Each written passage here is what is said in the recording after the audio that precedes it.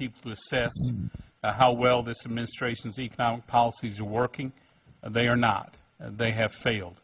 Unemployment skyrocketed far past White House projections and promises. America continues to shed jobs, more than 2.8 million since the stimulus was enacted.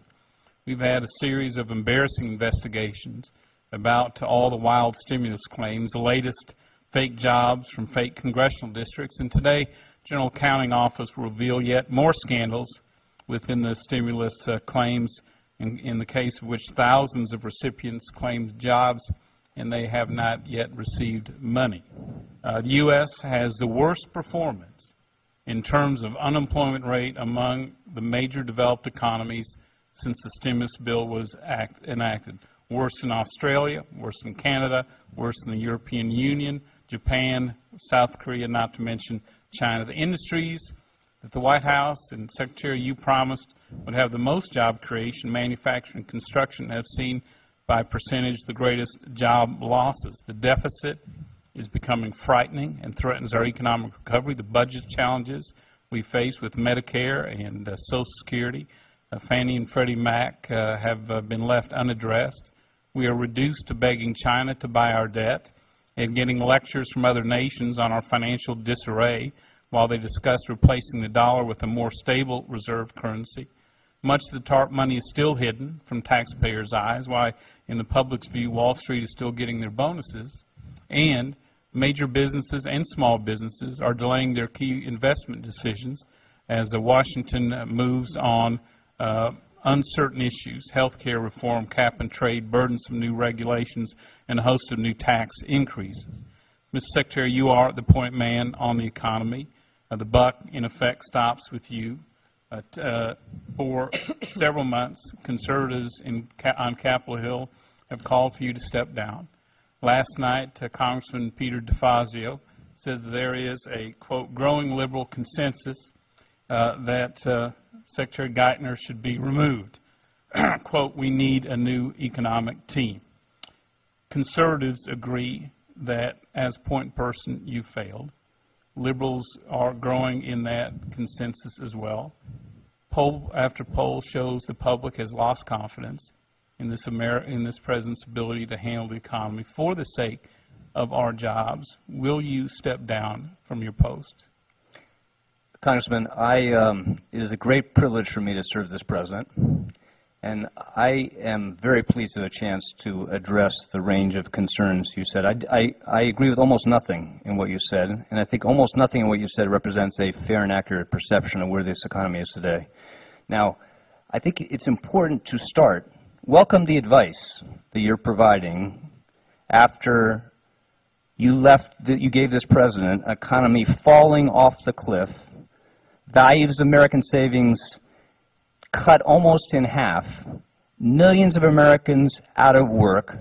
Again, the worst financial crisis we've seen in a generation. Remind me, Mr. Secretary, what post were you holding when President Bush left office? Just remind me what economic post you were holding. I was the president of the Federal Reserve Bank in New York. Great honor and privilege for me to serve at that time. Does the Federal Reserve Bank have any oversight over the economy or any input into its performance? The Federal Reserve, established by Congress, is responsible for trying to make sure that we keep inflation low and stable over time. And are you shirking responsibility for the design of the bailout or its role? No, absolutely. The actions that the Congress made possible, too late, but made possible last fall, were absolutely necessary to breaking the back of this financial panic. And without those actions, and the actions the President put in place with the Congress support of many people in the Congress beginning this year, you would have an economy still falling, not growing.